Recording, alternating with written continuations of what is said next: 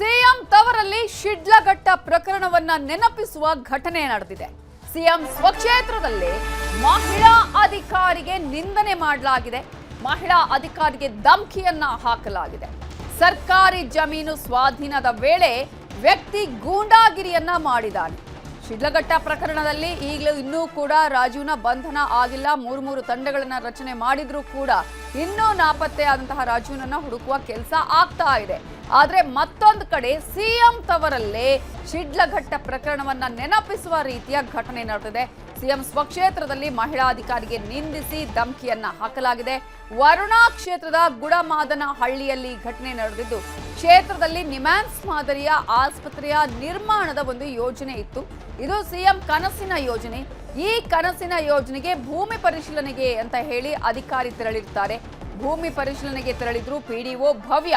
ಈ ವೇಳೆ ಪುಟ್ಟಸ್ವಾಮಿ ಅನ್ನುವಾತ ನಿಂದಿಸಿದ್ದಾನೆ, ಧಮಕಿಯನ್ನ ಹಾಕಿದ್ದಾನೆ. ಅಧಿಕಾರಿ ಆಗಿರುವಂತಹ, ಅದರಲ್ಲೂ ಕೂಡ ಪಿಡಿಒ ಆಗಿರುವಂತಹ ಭವ್ಯ ಅವರ ಮೊಬೈಲ್ ಅನ್ನೇ ಕಸಿದುಕೊಂಡು ಈತ ದರ್ಪವನ್ನ ಮೆರೆದಿದ್ದಾನೆ.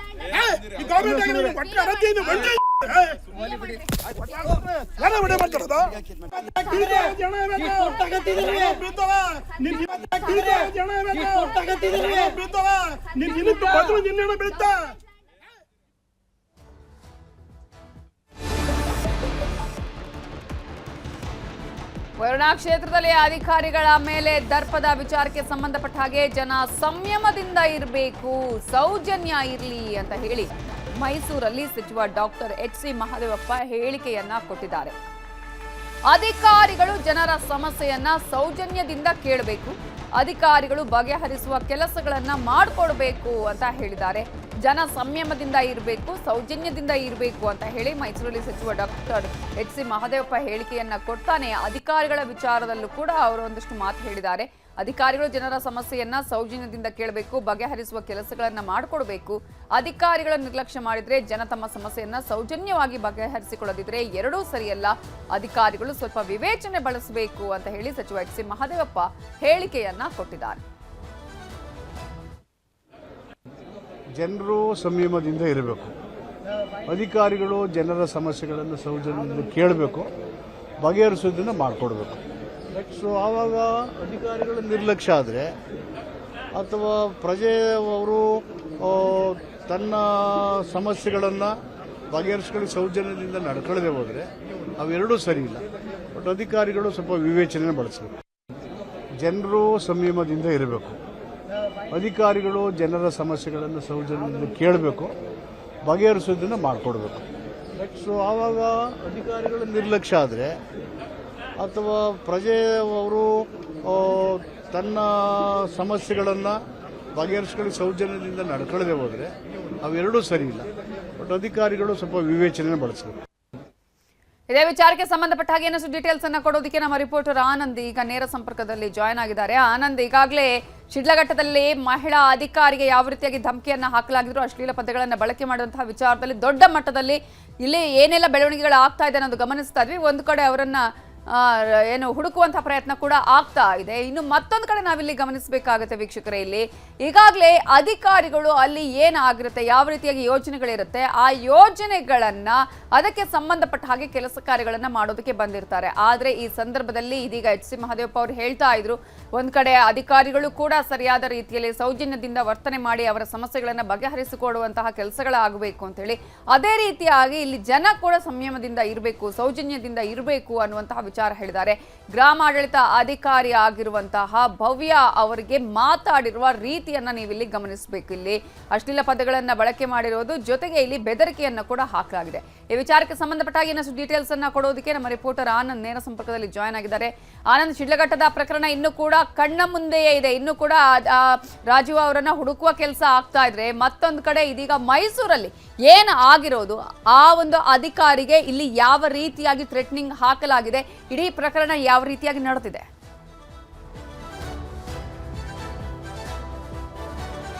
ನವಿತಾ, ಏನು ಸಿಎಂ ಸಿದ್ದರಾಮಯ್ಯನವರು ತಮ್ಮ ವರ್ಣಾ ವ್ಯಾಪ್ತಿಯಲ್ಲಿ ಬೆಂಗಳೂರಿನ ನಿಮಾನ್ಸ್ ಮಾದರಿಯಲ್ಲಿ ಒಂದು ಆಸ್ಪತ್ರೆಯನ್ನ ಕಟ್ಟಬೇಕು ಅಂತೇಳಿ ಅಧಿಕಾರಿಗಳಿಗೆ ಒಂದಷ್ಟು ಜಾಗವನ್ನು ನೋಡಿ ನೀವು ಅಂತ ಹೇಳಿರ್ತಾರೆ. ಸುಮಾರು 20 ಎಕರೆ ಜಾಗ ಇದಕ್ಕೆ ಬೇಕಾಗಿರುತ್ತೆ. ಈ ಹಿನ್ನೆಲೆಯಲ್ಲಿ ಮೈಸೂರಿನ ತಹಶೀಲ್ದಾರ್ ಆದಂತಹ ಮಹೇಶ್ ಅವರು ಅಲ್ಲಿ ಗುಡಮಾಡ್ನಲ್ಲಿ ಅಧಿಕಾರಿಗಳಿಗೆ ಸೂಚನೆಯನ್ನ ಕೊಟ್ಟಿರ್ತಾರೆ. ನೀವು ಇಲ್ಲಿ ಅಂದ್ರೆ ಸುಮಾರು 20 ಎಕರೆಯನ್ನ ಗುಡಮಾಡ್ನಲ್ಲಿಯಲ್ಲಿ ಗುರ್ತು ಮಾಡಿ ಅಂತೇಳಿ ಸೂಚನೆ ಕೊಟ್ಟಿರ್ತಾರೆ.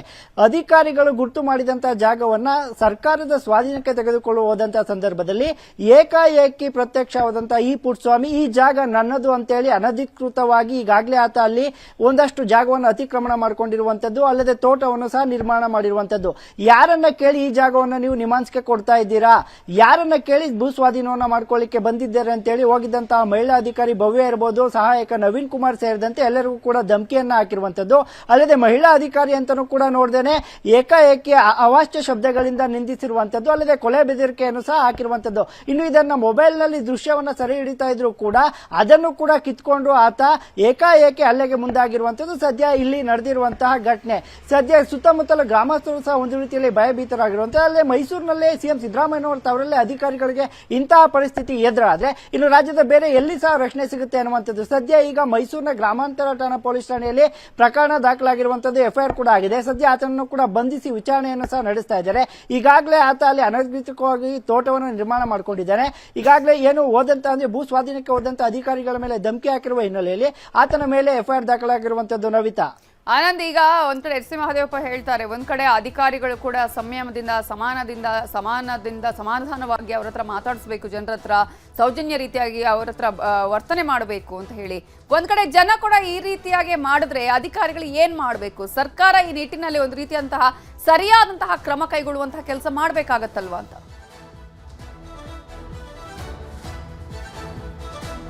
ಖಂಡಿತವಾಗಿ ನೋವಿತಾ, ಯಾಕಂತ ಹೇಳಿದ್ರೆ ಸರ್ಕಾರಿ ಅಧಿಕಾರಿಗಳಿಗೂ ಅಂದ್ರೆ ನಾವು ಅವ್ರಿಗೂ ಕೂಡ ಒಂದಷ್ಟು ಗೌರವಗಳನ್ನ ಕೊಡಬೇಕಾಗುತ್ತೆ. ಅಲ್ಲದೆ ಏನು ಏಕಾಏಕಿ ಏನು ಅವರು ಆ ಸ್ಥಳಕ್ಕೆ ಹೋದಂತದ್ದಲ್ಲ. ಯಾಕೆಂತಂದ್ರೆ ಹಿಂದೆನೂ ಕೂಡ ಭೂ ಸ್ವಾಧೀನ ಮಾಡ್ಕೊಳ್ಳಿ ಅಂತ ಸಿದ್ದರಾಮಯ್ಯನವರು ಸೂಚಿಸಿದಂತ ಸಂದರ್ಭದಲ್ಲಿ ಒಂದಷ್ಟು ನೋಟಿಸ್ ಅನ್ನು ಕೂಡ ಕೊಟ್ಟಿರ್ತಾರೆ. ಆದ್ರೆ ಆತ ಅಲ್ಲಿ ಇರುವಂತದ್ದೇ ಅನಧಿಕೃತ ಅಂತ ಸರ್ಕಾರಿ ಅಧಿಕಾರಿಗಳು ಹೇಳ್ತಾ ಇರುವಂತದ್ದು. ಆತ ಅಲ್ಲಿಂದ ಒಂದು ಸರ್ಕಾರಿ ಜಾಗವನ್ನು ದುರುಪಯೋಗ ಪಡಿಸ್ಕೊಳ್ತಾ ಇದ್ದಾನೆ ಅಂತ. ಇನ್ನು ಇದನ್ನು ಕೇಳಲಿಕ್ಕೆ ಹೋದಂತ ಅಧಿಕಾರಿಗಳ ಮೇಲೆ ಏಕಾಏಕಿ ಈ ತರ ದಬ್ಬಾಳಿಕೆ ದೌರ್ಜನ್ಯನ ಮಾಡೋದು, ಕೊಲೆ ಬೆದರಿಕೆಗಳನ್ನ ಹಾಕೋದು ನಿಜಕ್ಕೂ ಕೂಡ ಎಲ್ಲೋ ಒಂದು ಕಡೆ ಸರ್ಕಾರಿ ಅಧಿಕಾರಿಗಳಿಗೆ ರಕ್ಷಣೆ ಇಲ್ವಾ ಅನ್ನುವಂತ ಪ್ರಶ್ನೆ ಕಳುತ್ತೆ. ಜೊತೆಗೆ ಎಲ್ಲೋ ಈ ರೀತಿಯ ಘಟನೆಗಳು ಮರುಕಳಿಸಬಾರ್ದು ಅಂತಂದ್ರೆ ಪೊಲೀಸರ ಜೊತೆಗೇನೆ ಸರ್ಕಾರಿ ಅಧಿಕಾರಿಗಳು ಸರ್ಕಾರಿಯ ಭೂ ಸ್ವಾಧೀನಕ್ಕೆ ಹೋದಂತಹ ಸಂದರ್ಭದಲ್ಲಿ ಪೊಲೀಸರನ್ನ ಬಳಸ್ಕೊಳ್ಬೇಕಾ, ಅದಕ್ಕೇನಾದ್ರೂ ಹೊಸದಾಗಿ ಕಾನೂನನ್ನ ತರಬೇಕನ್ನೋ ನಿಟ್ಟಿನಲ್ಲೂ ಕೂಡ ಸರ್ಕಾರ ಚಿಂತನೆಯನ್ನು ನಡೆಸಬೇಕು. ಅಲ್ಲದೆ ಅಧಿಕಾರಿಗಳ ರಕ್ಷಣೆಗೂ ಕೂಡ ಸರ್ಕಾರ ನಿಲ್ಲಬೇಕಾದಂತ ಹೊಸ ಕಾನೂನುಗಳನ್ನು ಕೂಡ ತರಬೇಕಾಗುತ್ತೆ. ಈ ಬಗ್ಗೆ ಚಿಂತನೆಯನ್ನು ಸಹ ನಡೆಸ್ತೀವಿ ಅಂತ ಸಚಿವ ಎಸ್ ಸಿ ಮಹದೇವಪ್ಪ ಅವರು ಕೂಡ ಹೇಳಿರುವಂತದ್ದು. ನವಿತಾ, ಆನಂದ್, ಈಗ ಈ ಹಿಂದೆನೆ ಈ ಒಂದು ಭೂಮಿಯನ್ನು ಸ್ವಾಧೀನಪಡಿಸಿಕೊಂಡು ಅಂದ್ರೆ ಒತ್ತುವರಿ ಮಾಡಿಕೊಂಡಂತಹ ಸಂದರ್ಭದಲ್ಲಿ ಇದು ಅಧಿಕಾರಿಗಳ ಗಮನಕ್ಕೆ ಬಂದಿರಲಿಲ್ವಾ? ಆಗ್ಲೇ ನೋಟಿಸ್ ಅನ್ನ ಕೊಡಬಹುದಾಗಿತ್ತು ಅಥವಾ ಕ್ರಮವನ್ನ ಕೈಗೊಳ್ಳಬೇಕಾಗಿತ್ತು? ಇಲ್ಲಿ ನಿರ್ಲಕ್ಷ್ಯವನ್ನ ಮಾಡಿದ್ರಾ ಹೇಗೆ?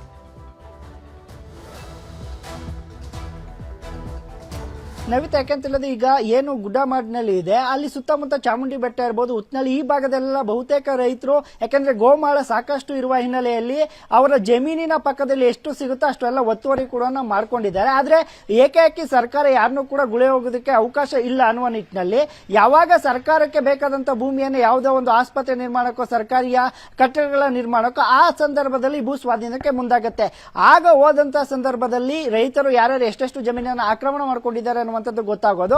ಆ ಸಂದರ್ಭದಲ್ಲಿ ಅವ್ರಿಗೆ ನೋಟಿಸ್ ಅನ್ನ ಕೊಡ್ತಾರೆ, ಇದು ಸರ್ಕಾರಿ ಜಾಗ ಬಿಡಿ ಅಂತಾನೂ ಕೂಡ ಹೇಳ್ತಾರೆ. ಆದ್ರೆ ರೈತರು ಎಲ್ಲೋ ಒಂದು ಕಡೆ ಈ ರೀತಿಯಾಗಿ ಈ ಪುಟ್ಟಸ್ವಾಮಿ ಏನೀತ ಹಠ ಮಾಡಿದ್ದಾನೆ, ಅಧಿಕಾರಿಗಳಿಗೆ ಧಮಕಿ ಹಾಕಿದ್ದಾನೆ, ಇಂತಹ ಘಟನೆಗಳು ಆಗೋದು ಸಹಜ. ಆದ್ರೆ ಇನ್ನಾದ್ರೂ ಅಧಿಕಾರಿಗಳು ಎಚ್ಚೆತ್ಕೊಂಡು ಸರ್ಕಾರಿ ಭೂಮಿಗಳು ಎಲ್ಲೆಲ್ಲಿ ಒತ್ತುವರಿಯಾಗಿದೆ ಅಂತ ಲ್ಯಾಂಡ್ಗಳನ್ನ ಮೊದಲೇ ಈ ರೀತಿಯ ಘಟನೆಗಳು ಆಗೋದಕ್ಕೂ ಮೊದಲೇ ಅಥವಾ ಯಾವುದೋ ಒಂದು ಕಟ್ಟಡವನ್ನ ಆಸ್ಪತ್ರೆಯನ್ನು ಸ್ಕೂಲನ್ನು ನಿರ್ಮಾಣ ಮಾಡುವ ಮೊದಲೇನೆ ಸ್ವಾಧೀನಕ್ಕೆ ತೆಗೆದುಕೊಂಡ್ರೆ ಇಂತಹ ಘಟನೆಗಳು ಆಗೋದಿಲ್ಲ ಅನ್ನುವಂಥದ್ದು ಸಾರ್ವಜನಿಕರ ಅಭಿಪ್ರಾಯ ಹಾಗೂ ಅಧಿಕಾರಿಗಳಿರ್ಬೋದು ಸರ್ಕಾರ ಸರ್ಕಾರವು ಕೂಡ ಈ ಬಗ್ಗೆ ಗಮನ ಹರಿಸಬೇಕಾಗುತ್ತೆ. ಯಾಕಂದ್ರೆ ಮೈಸೂರು ಸುತ್ತಮುತ್ತಲು ಇರುವಂತದ್ದು ಪ್ರೈಮ್ ಲ್ಯಾಂಡ್, ಎಷ್ಟೋ ಅಂದ್ರೆ ರೈತರ ಭೂಮಿಯ ಜೊತೆಗೆ ಗೋಮಾಳ ಇರುವಂತದ್ದನ್ನ ಒಂದಷ್ಟು ಮಂದಿ ಪ್ರಭಾವಶಾಲಿಗಳು ಒತ್ತುವರಿ ಮಾಡ್ಕೊಂಡಿರ್ತಾರೆ. ಇನ್ನಾದ್ರೂ ಅಂತ ಒತ್ತುವರಿ ಜಾಗಗಳನ್ನ ಸರ್ಕಾರ ತನ್ನ ವಶಕ್ಕೆ ತೆಗೆದುಕೊಳ್ಳುತ್ತಾ ಅನ್ನುವಂಥದ್ದನ್ನು ಕೂಡ ಕಾದ್ ನೋಡ್ಬೇಕಾಗುತ್ತೆ Navitha. Okay, thank you Anand ಡೀಟೇಲ್ಸ್ಗೆ. ಅಧಿಕಾರಿಗೆ ಧಮ್ಕಿ, ಬೆಂಕಿ ಹಚ್ಚೋ ಮಾತು, ಎಫ್ಐಆರ್ ಮಾಡಿ ಸೈಲೆಂಟ್ ಆದ್ರ ಪೊಲೀಸರು. ಪುಡಾರಿ ರಾಜಕಾರಣಿ ರಕ್ಷಣೆಗೆ ನಿಂತಿದ್ಯಾ ಖಾಕಿ, ಕಾಣೆಯಾಗಿದ್ದಾರೆ ಚಪ್ಪಲಿ ರಾಜೀವ.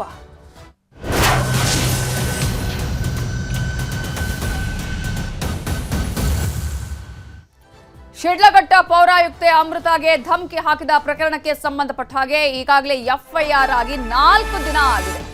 ಆದ್ರೂ ಕೂಡ ರಾಜೀವ್ ಗೌಡ ಬಂಧನ ಆಗಿಲ್ಲ.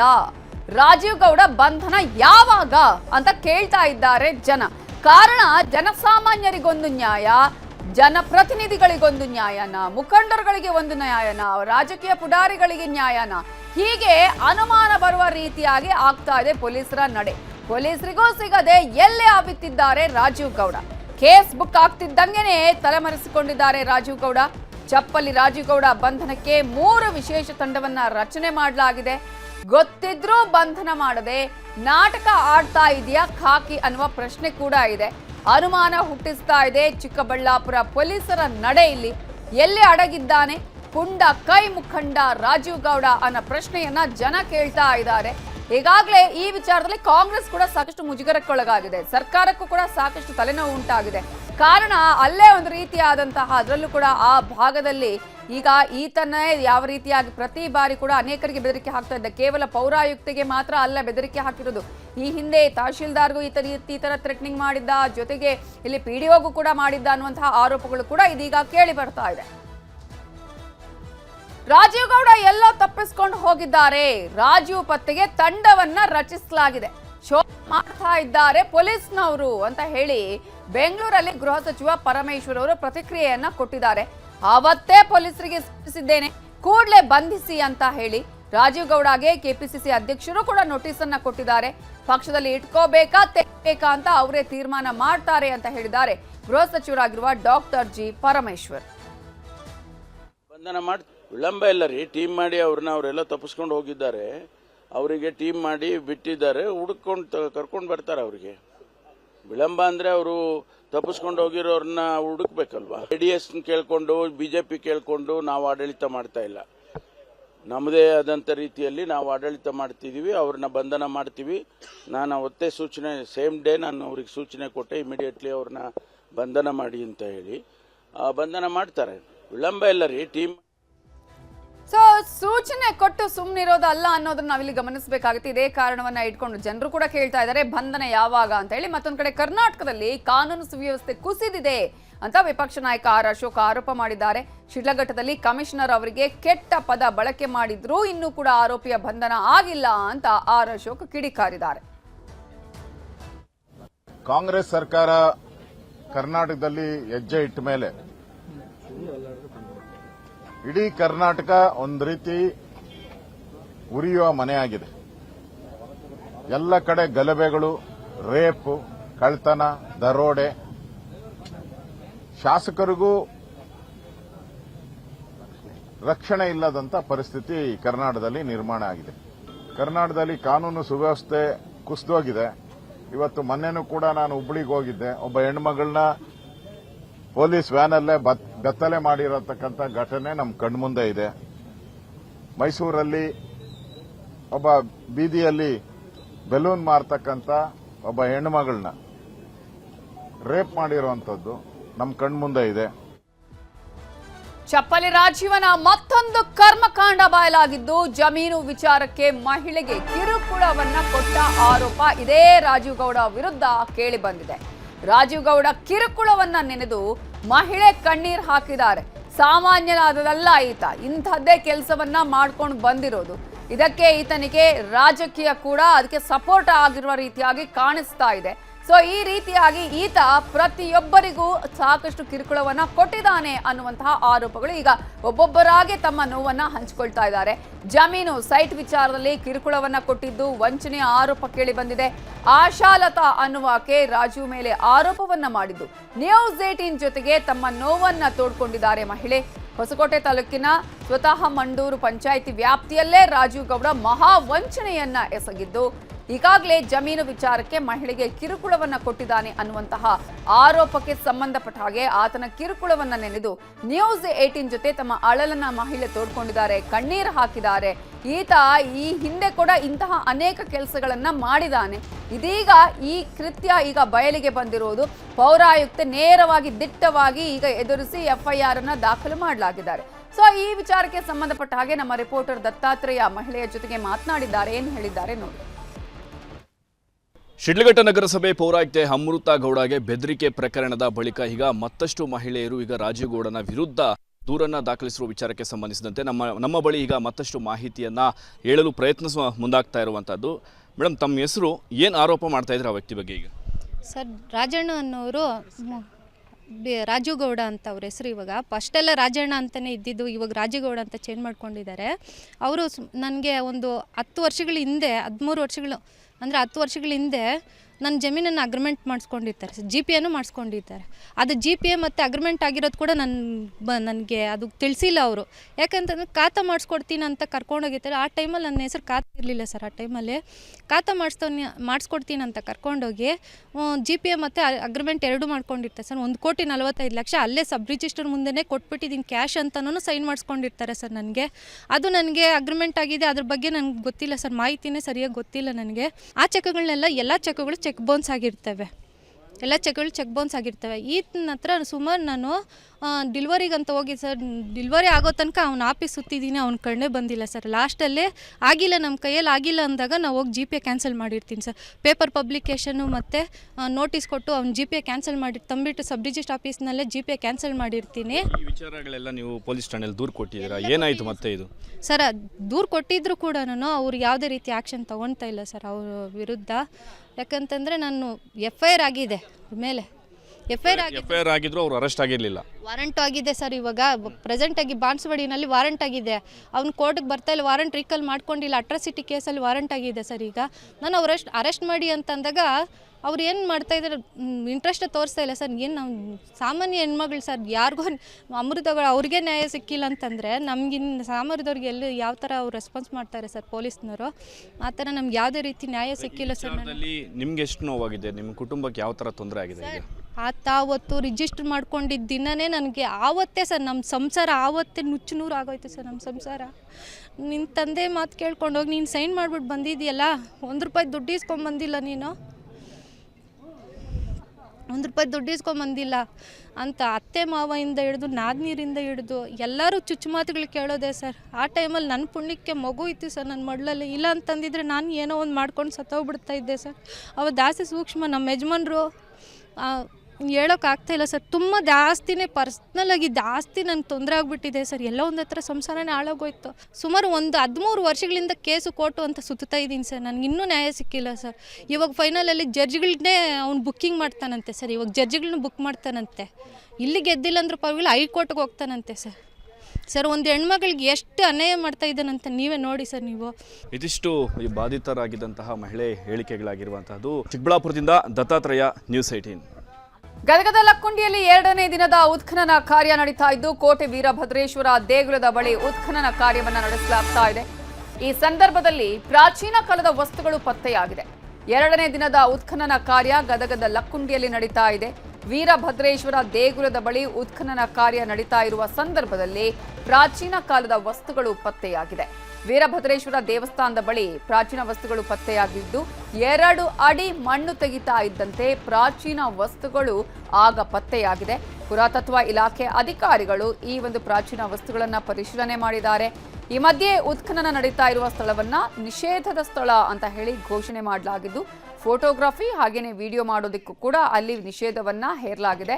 ಜಿಲ್ಲಾಧಿಕಾರಿಗಳು ಹಾಗೇನೆ ಲಕ್ಕುಂಡಿ ಅಭಿವೃದ್ಧಿ ಪ್ರಾಧಿಕಾರ ಈ ಆದೇಶವನ್ನ ಹೊರಡಿಸಿದೆ. ಈಗಾಗಲೇ 2ನೇ ದಿನದ ಉತ್ಖನನ ಕಾರ್ಯ ಮಾಡುವಂತಹ ಸಂದರ್ಭದಲ್ಲಿ ಪ್ರಾಚೀನ ವಸ್ತುಗಳು ಪತ್ತೆಯಾಗಿದ್ದು ಅವುಗಳ ಬಗ್ಗೆ ಪರಿಶೀಲನೆಯನ್ನ ಮಾಡ್ತಿದ್ದಾರೆ.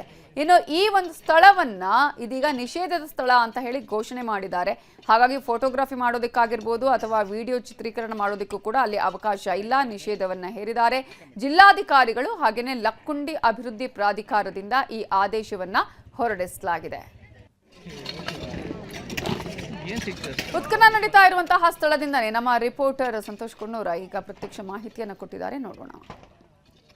ಐತಿಹಾಸಿಕ ಲಕ್ಕುಂಡಿ ಗ್ರಾಮದಲ್ಲಿ ಉತ್ಖನನ ಕಾರ್ಯ ಕೂಡ ಬರದಿಂದ ಸಾಗಿರುವಂಥದ್ದು ನಾವು ದೃಶ್ಯದಲ್ಲೂ ಕೂಡ ತೋರಿಸ್ತಾ ಹೋಗ್ತೇನೆ. ದೃಶ್ಯದಲ್ಲೂ ನೋಡ್ತಾ ಇರ್ಬೋದು, ಈಗಾಗಲೇ ಏನು ಸುಮಾರು 30 ಕಾರ್ಮಿಕರು ಇವತ್ತು ಉತ್ಖನನ ಕಾರ್ಯವನ್ನು ಕೂಡ ಕೈಗೊಂಡಿದ್ದಾರೆ. ಈ ಉತ್ಖನನ ಮಾಡುವಂಥ ಸಂದರ್ಭದಲ್ಲಿಯೂ ಕೂಡ ಪ್ರಾಚ್ಯ ಅವಶೇಷ ಕೂಡ ಈಗ ಪತ್ತೆಯಾಗಿರುವಂಥದ್ದು ದೃಶ್ಯದಲ್ಲೂ ಸಹ ನೋಡ್ತಾ ಇರ್ಬೋದು. ಇದು ಪ್ರಾಚೀನ ಕಾಲದ ಒಂದು ಅವಶೇಷ. ಈ ಅವಶೇಷ ಈಗಾಗಲೇ ಸಿಕ್ಕಿರೋದ್ರಿಂದ ಸಾಕಷ್ಟು ಕುತೂಹಲ ಕೂಡ ಈಗ ಮೂಡಿರುವಂಥದ್ದು. ಯಾಕಂದರೆ ಇದು ಕೋಟೆ ವೀರಭದ್ರೇಶ್ವರ ದೇವಸ್ಥಾನ ಆಗಿರ್ಬೋದು ಮತ್ತು ಇಲ್ಲಿ ಸಿದ್ದರ ಬಾವಿಯ ಎರಡು ಮಧ್ಯೆ ಇರತಕ್ಕಂಥ ಒಂದು ಸ್ಥಳದಲ್ಲಿ ಈಗಾಗಲೇ ಸಿಕ್ಕಿರುವಂಥದ್ದು ದೃಶ್ಯದಲ್ಲೂ ಕೂಡ ನೋಡ್ತಾ ಇರಬಹುದು. ಈ ರೀತಿಯಾದಂಥ ಒಂದು ಈಗಾಗಲೇ ಕುರುಹು ಕೂಡ ಪತ್ತೆಯಾಗಿದೆ. ಈಗ ಇನ್ನು ಆಳ ಕೂಡ ಬಹಳ ತೆಗೆದಿಲ್ಲ. ಈಗಾಗಲೇ ನೋಡ್ತಾ ಇರ್ಬೋದು 1 ರಿಂದ 2 ಅಡಿ ಆಳ ತೆಗೆದಿದ್ದಾರೆ.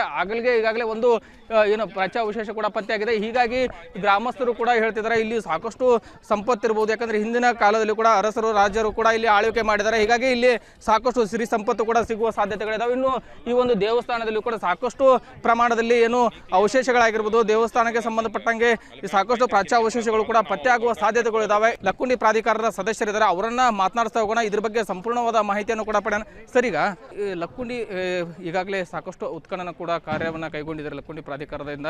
ಏನೇನು ಉತ್ಖನನ ನಡೀತಾ ಇದೆ ಸರ್? ಇಲ್ಲಿ ಇದ್ರ ಸಂಬಂಧಪಟ್ಟ ಸಂಪೂರ್ಣ ಮಾಹಿತಿ ಕೊಡೋದಾದ್ರೆ ಇವತ್ತು ಕೂಡ ಒಂದು ಪ್ರಾಚ್ಯ ಅವಶೇಷ ಕೂಡ ಸಿಕ್ಕಿದೆ. ಏನು ಕೋಟೆ ವೀರಭದ್ರೇಶ್ವರ ದೇವಸ್ಥಾನದಿಂದ ಸಿದ್ದರ ಬಾವಿಗೆ ಉತ್ಖನನ ಏನು ನಮ್ಮ ರಾಜ್ಯ ಪುರಾತತ್ವ ಇಲಾಖೆ ಸ್ಟಾರ್ಟ್ ಮಾಡಿದೆ. ಇವತ್ತು ಒಂದು ಪ್ರಾಚ್ಯಾವಶೇಷ ತಾವು ನೋಡ್ಬೋದು, ಪ್ರಾಚ್ಯಾವಶೇಷ ಸಿಕ್ಕಿದೆ. ಇನ್ನೂ ಹಲವಾರು 6 ಫೂಟ್ ತೆಗೆದು ಇನ್ನೂ ಸಾಕಷ್ಟು ಹಲವಾರು ಪ್ರಾಚ್ಯ ಅವಶೇಷಗಳು ಸಿಗ್ತಾವೆ ಸರ್. ನಮಗೆ ಅದು ನಿಜವಾಗಿ ಮೆಟಲ್ಗಳು ಮತ್ತು ದೇವಸ್ಥಾನಕ್ಕೆ ಕನೆಕ್ಟ್ ಇರೋದು ಇನ್ನೂ 6 ರಿಂದ 7 ಫೂಟ್ ಹೋಗಿಂದ ಅದು ಸಿಗುತ್ತೆ ಸರ್. ಇಲ್ಲಿ ಇತಿಹಾಸ ತಜ್ಞರು ಹಾಗೂ ನಮ್ಮ ಊರಿನೆಲ್ಲ ಗುರು ಹಿರಿಯರು ಹೇಳಿದ ಪ್ರಕಾರನ ಈ ಪಾಯಿಂಟ್ ಮಾಡಿದ್ದೀವಿ ಸರ್. ಏನೇನು ಸಿಗ್ಬೋದು ನಿರೀಕ್ಷೆ ಇದೆ ಸರ್ ಅಂತಿಲ್ಲ? ಏನಿಲ್ಲ, ಅದು ದೇವಸ್ಥಾನದಿಂದ ಬಾವಿಗೆ ಮೆಟಲ್ಗಳು ಒಂದು ಸಂಕೀರ್ಣ ಸಿಗ್ತದೆ ಸರ್. ಇನ್ನೂ ಭೂಮಿ ಒಳಗೈತಿ, ಇನ್ನೂ ಆಶ್ಚರ್ಯಕರವಾದ ಇನ್ನೂ ಸಿಗ್ಬೋದು ಅನ್ನೋ ನಮ್ಮ ಎಲ್ಲರದ ಒಂದು ಅಭಿಪ್ರಾಯ ಇದೆ ಸರ್. ಪ್ರಾಚ್ಯ ಅವಶೇಷ ಕೂಡ ಪತ್ತೆಯಾಗಿದೆ. ಅದು ದೇವಸ್ಥಾನದ ಒಂದು ಬಾಗಿಲಾಗಿರ್ಬೋದು, ಜೊತೆಗೆ ಬೇರೆ ಏನಾದರೂ ವಸ್ತು ಆಗಿರ್ಬೋದು ಅನ್ನೋದ್ರ ಬಗ್ಗೆ ಈಗಾಗಲೇ ಮಾಹಿತಿಯನ್ನು ನ್ಯೂಸ್ 18 ಕೂಡ ಕೊಟ್ಟಿರುವಂಥದ್ದು. ಸಂತೋಷ್ ಕುನ್ನೂರ್, ನ್ಯೂಸ್ 18 ಗದಗ. ಲಕ್ಕುಂಡಿಯಲ್ಲಿ ನಡೀತಾ ಇರುವಂತಹ ಈ ಉತ್ಖನನ ಕಾರ್ಯಕ್ಕೆ ಸ್ಥಳೀಯರು ವಿರೋಧವನ್ನ ವ್ಯಕ್ತಪಡಿಸಿರುವ ವಿಚಾರಕ್ಕೆ ಸಂಬಂಧಪಟ್ಟ ಹಾಗೆ ದೇವಸ್ಥಾನದ ಜಾತ್ರೆಗೆ ಯಾವುದೇ ರೀತಿಯ ತೊಂದರೆ ಆಗಲ್ಲ. ಉತ್ಖನನಕ್ಕೂ ಮುನ್ನ ಜಾತ್ರಾ ಕಮಿಟಿಯ ಜೊತೆಗೆ ಸಭೆ ಕೂಡ ಆಗಿದೆ. ಕೋಟೆ ವೀರಭದ್ರೇಶ್ವರ ಜಾತ್ರೆ ಅದ್ಧೂರಿಯಾಗಿ ನಡೆಯುತ್ತೆ ಅಂತ ಹೇಳಿ ನ್ಯೂಸ್ 18ಗೆ ಜಿಲ್ಲಾಡಳಿತದ ಅಧಿಕಾರಿಗಳು ಹೇಳಿಕೆಯನ್ನ ಕೊಟ್ಟಿದ್ದಾರೆ. ಸಮಸ್ಯೆ ಆಗತ್ತೆ ಅನ್ನುವಂತಹ ಆತಂಕವನ್ನ ವ್ಯಕ್ತಪಡಿಸಿದ್ರು ಜನ. ಕಾರಣ ಜಾತ್ರೆ ಇದೆ, ಜಾತ್ರೆಗೆ ಸಮಸ್ಯೆ ಆಗುತ್ತೆ ಈ ರೀತಿಯಾಗಿ ಉತ್ಖನನ ಮಾಡಿದ್ರೆ ಅಂತ ಹೇಳಿ. ಆದರೆ ಆ ರೀತಿಯಾಗಿ ಯಾವುದೇ ಸಮಸ್ಯೆ ಆಗೋದಿಲ್ಲ.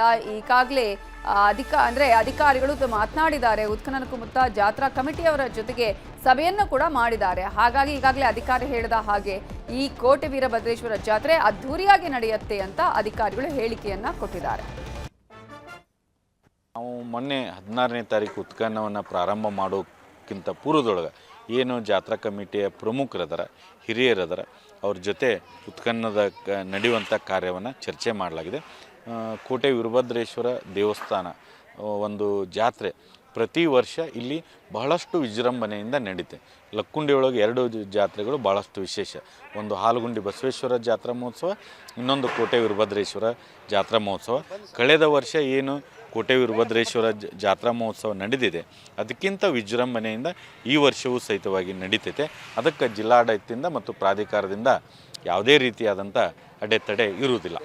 ನಮ್ಮ ಕೋಟೆ ವೀರಭದ್ರೇಶ್ವರ ದೇವಸ್ಥಾನ ಪ್ರತಿ ವರ್ಷದಂತೆ ವಿಜೃಂಭಣೆಯಿಂದ ಏನು ನಡೀತಿತ್ತು ಈಗಲೂ ಕೂಡ ಅಷ್ಟೇ ವಿಜೃಂಭಣೆಯಿಂದ ನಡೀಲಿಕ್ಕೆ ಯಾವುದೇ ರೀತಿಯಾದಂಥ ಜಿಲ್ಲಾಡಳಿತ ಆಗಿರ್ಬೋದು, ನಮ್ಮ ಪ್ರಾಧಿಕಾರದಿಂದ ಯಾವುದೇ ಅವರಿಗೆ ತೊಂದರೆ ಮಾಡೋದಿಲ್ಲ. ಅದು ಜಾತ್ರೆನ ಒಬ್ಬರದಲ್ಲ, ಎಲ್ಲ ಇಡೀ ಊರಿನ ಗ್ರಾಮಸ್ಥರದು, ನಮ್ಮದು ಅನ್ನೋ ಒಂದು ನಮಗೂ ಒಂದು ಹೆಮ್ಮೆ ಇದೆ. ಎಲ್ಲರೂ ಕೂಡ ನಾವು ಕೂಡಿ ಜಾತ್ರೆಯನ್ನು ಮಾಡ್ತೀವಿ. ಯಾವುದೇ ರೀತಿಯಾದಂಥ ನಮ್ಮ ಲಕ್ಕುಂಡಿ ಪ್ರಾಧಿಕಾರದಿಂದ ಆಗಿರ್ಬೋದು, ಪುರಾತತ್ವ ಇಲಾಖೆಯಿಂದ ಆಗಿರ್ಬೋದು, ಯಾವುದೇ ಧಾರ್ಮಿಕ ಭಾವನೆಗಳಿಗೆ, ಪೂಜೆ ಪುನಸ್ಕಾರಗಳಿಗೆ, ಅಗ್ನಿಕುಂಡ ಹಾಯುವಂಥ ಒಂದು ಜಾಗದ ಬಗ್ಗೆ ಆಗಿರ್ಬೋದು, ಒಂದು ವೇಳೆ ಆ ಥರ ಏನಾದರೂ ಅಗ್ನಿಕುಂಡಕ್ಕೆ ಉತ್ಖನನಕ್ಕೆ ತೊಂದರೆ ಆಗ್ತಿದ್ರೆ ಅವ್ರ ಅಗ್ನಿಕುಂಡದ ಏನು ಜಾತ್ರೆ ಮುಗಿದ ನಂತರ ಆ ಭಾಗವನ್ನು ನಾವು ಉತ್ಖನನ ಮಾಡ್ತೀವಿ.